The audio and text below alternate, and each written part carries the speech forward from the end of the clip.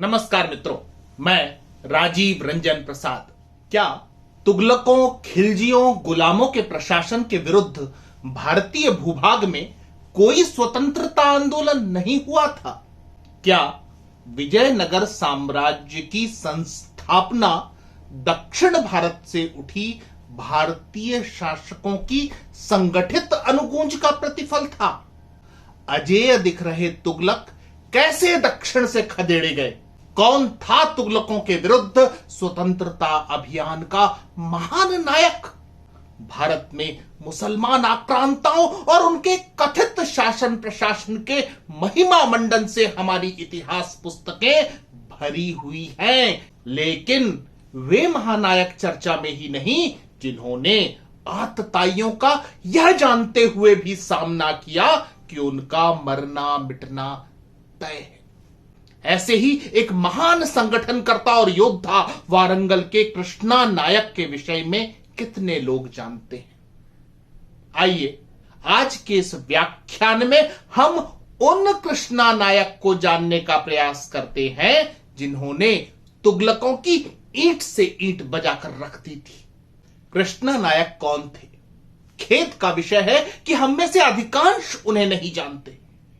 काकतीय राजा प्रताप रुद्र देव द्वितीय के वे पुत्र कहे जाते हैं और उनकी सक्रियता वर्ष 1343 ईस्वी के आसपास रही है। चूंकि वे काकतीय थे और वारंगल के पतन के पश्चात संघर्षरत हुए, हमें वह परिस्थिति जाननी चाहिए जबकि प्रताप रुद्र देव वर्ष 1390 से 1324 ईस्वी का कालखंड था और खिलजियों की कुदृष्टि भारतवर्ष के दक्षिणी राज्यों की समृद्धि पर थी। वर्ष 1310 ईस्वी में अलाउद्दीन खिलजी का सेनापति मलिक कफूर प्रताप रुद्र को पराजित करने के उद्देश्य से अपने लाव लश्कर के साथ वारंगल की ओर निकल पड़ा। संघर्ष बेनतीजा रहा। अनावश्यक युद्ध को टालने के लिए प्रताप रुद्र ने खिलजियों को खिराज देना स्वीकार कर लिया था। प्रताप रुद्र द्वारा समुचित शक्ति संचय के बाद खिलजी को खिराज देना बंद कर दिया गया। दोबारा आक्रमण करना खिलजी के लिए भूल हो सकती थी, अतः वारंगल में शांति के अगले 12 वर्ष व्यतीत हुए। अब दिल्ली गयासुद्दीन तुगलक की थी और लहरदेव नाम से विख्यात प्रताप रुद्र देव उसकी आंख का काटा। तुगलक ने अपने बेटे जॉन खां को जिम्मेदारी सौंपी कि वारंगल पर पुनः दिल्ली की सत्ता स्थापित हो। जॉन खां शक्तिशाली सेना लेकर देवगिरी के रास्ते वारंगल की ओर बढ़ा। प्रताप रुद्र सतर्क थे। वारंगल ने अपने सीमावर्ती राज्यों से संधि कर ली थी। तुगलक की सेना को इस संगठित विरोध का सामना करना पड़ा। इस आक्रमण में जॉन खां को जान बचाकर दिल्ली भागना पड़ा था। अब अपमानित जॉन खां वारंगल को मिटा देने पर प्रतिबद्ध था। वर्ष 1324 ईस्वी 2 साल की तैयारी, गुप्तचरों का विशाल तंत्र तैयार करने के पश्चात दुगनी शक्ति और बेहतर रणनीति के साथ जॉन खां ने वारंगल पर आक्रमण किया। भीषण संग्राम हुआ। दुर्भाग्य से इस बार जॉन खां अपने अभियान में सफल हुआ था। प्रताप रुद्र की हत्या कर दी गई। लूटपाट, कत्ल और बलात्कार, महीनों तक वारंगल में तुगलकी नृशंसता जारी रही।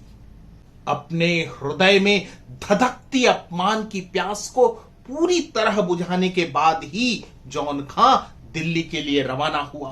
घोड़ों, हाथियों, ऊंटों पर लादकर वारंगल का खजाना दिल्ली ले जाया गया। कोहिनूर हीरा इसी लूट का हिस्सा था जिसे नुमाइश के बाद सुल्तान को भेंट किया गया था। देवगिरी के यादव, वारंगल के काकतीय, द्वार समुद्र के होयसल, मथुरा के पांडे आदि एक एक कर खिलजियों, तुगलकों द्वारा नष्ट किए गए, राजधानियां लूटी गई। ऐसे समय में हिंदू जिस तरह दमित हो रहे थे, तलवार के जोर पर मुसलमान बनाए जा रहे थे, स्त्रियों के सम्मान को नष्ट किया जा रहा था, देवस्थानों को अपवित्र किया जा रहा था, तब ऐसा नहीं था कि भारतीय असहाय बने रहे। यह सब देखकर विचलित एक नायक सामने आता है जिसका नाम था कृष्ण। यह भारतीय इतिहास के पूर्व मध्यकालीन इतिहास के कृष्ण हैं, लेकिन उनका कार्य बिल्कुल वैसा ही था जैसा कि द्वापर युगीन इतिहास के महानायक श्री कृष्ण की उद्घोषणा थी। यदा यदा हि धर्मस्य ग्लानिर् भवति भारत अभ्युत्थानं धर्मस्य तदात्मानं सृजाम्यहम् परित्राणाय साधूनां विनाशाय च दुष्कृतां धर्म संस्थापनार्थाय संभवामि युगे युगे। अर्थात श्री कृष्ण अर्जुन से कहते हैं कि जब जब धर्म की हानि होती है तब तब मैं आता हूं, जब जब अधर्म बढ़ता है तब तब मैं आता हूं, सज्जन लोगों की रक्षा के लिए मैं आता हूं, दुष्टों के विनाश करने के लिए मैं आता हूं, धर्म की स्थापना के लिए मैं आता हूं। मैं युग युग में जन्म लेता हूं। मध्य युग का यह नायक कृष्ण भी दुष्टों के विनाश के लिए और धर्म की स्थापना के लिए प्रतिबद्ध था।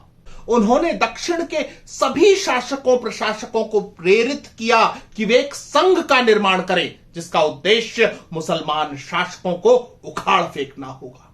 एक प्रेरणा की ही आवश्यकता थी, एकता के सभी कारण उपलब्ध थे। फिरिश्ता ने तारीख फिरिश्ता में मोहम्मद तुगलक शाह की शासन घटनाओं का विवरण देते हुए लिखा है, उसी समय कृष्ण नायक जो रुद्रदेव का पुत्र था और वारंगल के पास रहता था, अकेला कर्नाटक के महान राय बल्लाल देव के पास पहुंचा और उसने कहा कि मुसलमान कर्नाटक प्रदेश में प्रविष्ट होकर हम लोगों का समूल उच्छेदन कर देना चाहते हैं। इस विषय में सोच विचार करना चाहिए। बल्लाल देव ने अपने राज्य के सभी उच्च पदाधिकारियों को बुलाकर परामर्श किया। बड़े सोच विचार के उपरांत यह निश्चय हुआ कि बल्लाल देव अपना समस्त राज्य पीछे छोड़कर स्वयं इस्लामी सेना के मार्ग की सीमा पर राजधानी बनाए तथा द्वार समुद्र एवं कंपिला को मुसलमानों के राज्य से निकाल ले। कृष्णा नायक को भी परामर्श दिया गया कि वह भी अवसर होने के कारण वारंगल को दिल्ली की अधीनता से निकाल ले। यह बात प्रतिपादित हुई। वर्ष 1343 ईस्वी में मुसलमान आक्रांताओं के विरुद्ध एक विशाल संघ का निर्माण संभव हो सका, जिसमें अनेक राजाओं के साथ साथ मुख्यतः विजयनगर के राजा हरिहर, होयसल राजा वीर बल्लाल चतुर्थ तथा कोडवीर के राजा प्रलय वेग भी सम्मिलित हुए थे। यह संघ अब इतना शक्तिशाली था कि दिल्ली के सुल्तान की ईंट से ईंट बजा सकता था। ऐसा इस कृष्ण नायक के नेतृत्व में हुआ भी। तारीख फिरिश्ता में आगे वर्णन है, कृष्ण नायक ने अपने साथ अत्यधिक अश्वारोही तथा पदाति करके सर्वप्रथम वारंगल पर अधिकार जमा लिया। मलिक एमादुल मुल्क वजीर भागकर दौलताबाद पहुंच गया। तत्पश्चात बल्लाल देव ने कृष्णा नायक को सहायता प्रदान करके दो ओर से माबर तथा द्वार समुद्र के रायों को, जो प्राचीन काल से कर्नाटक के हाकिम के अधीन थे, मुसलमानों के अधिकार से निकाल लिया। चारों ओर से विद्रोह उठ खड़ा हुआ। दूर के प्रदेशों में गुजरात तथा देवगिरी के अतिरिक्त कोई भी स्थान दिल्ली के बादशाह के अधीन न रहा। ये विवरण बताते हैं कि कैसे अकेले एक नायक कृष्ण ने दक्षिण को एक कर दिया था और तुगलकों को वहां से लगभग उखाड़ फेंका। कृष्णा नायक की सामरिक सफलताओं का उल्लेख करते हुए जियाउद्दीन बर्नी ने अपनी किताब तारीखे फिरोज शाही में लिखा, जब सुल्तान दिल्ली में ही था उसी समय वारंगल के हिंदुओं ने विद्रोह कर दिया। कृष्ण नायक की उस प्रदेश में शक्ति बढ़ गई। वजीर मलिक मकबूल नायब वारंगल से दिल्ली की ओर भाग आया। वह सुरक्षित दिल्ली पहुंच गया। वारंगल पर हिंदुओं ने अधिकार जमा लिया और वह प्रदेश पूर्णतया हाथ से निकल गया। उसी समय कपया के एक संबंधी ने, जिसे सुल्तान ने कंपिला की ओर भेजा था, इस्लाम त्याग दिया, मुर्तद हो गया और विद्रोह कर दिया। कंपिला प्रदेश भी सुल्तान के हाथ से निकल गया और हिंदुओं के हाथ में आ गया। उसे मुर्तदों ने अपने अधिकार में कर लिया। देवगिरी तथा गुजरात के अतिरिक्त कोई भी स्थान सुव्यवस्थित न रहा। इस विवरण से यह तो साफ हो जाता है कि तुगलकों से स्वतंत्रता प्राप्ति के लिए बना संगठन अपने उद्देश्य में सफल हो रहा था। यह संगठन वारंगल, द्वार समुद्र तथा कोरोमंडल तट के समस्त प्रदेश को दिल्ली साम्राज्य से स्वतंत्र करने में सफल हुआ था। अपनी पुस्तक पूर्व मध्यकालीन भारत में श्री नेत्र पांडेय लिखते हैं, दक्षिण में केवल देवगिरी तथा गुजरात सुल्तान के अधिकार में रह गया। क्रुद्ध होकर सुल्तान ने देवगिरी के गवर्नर कुतलुग खां को वहां से हटा दिया और उसके स्थान पर अपने भाई निजामुद्दीन को गवर्नर बना दिया। कुतलुग के हट जाने से वहां का शासन बिगड़ गया और असंतोष बढ़ने लगा।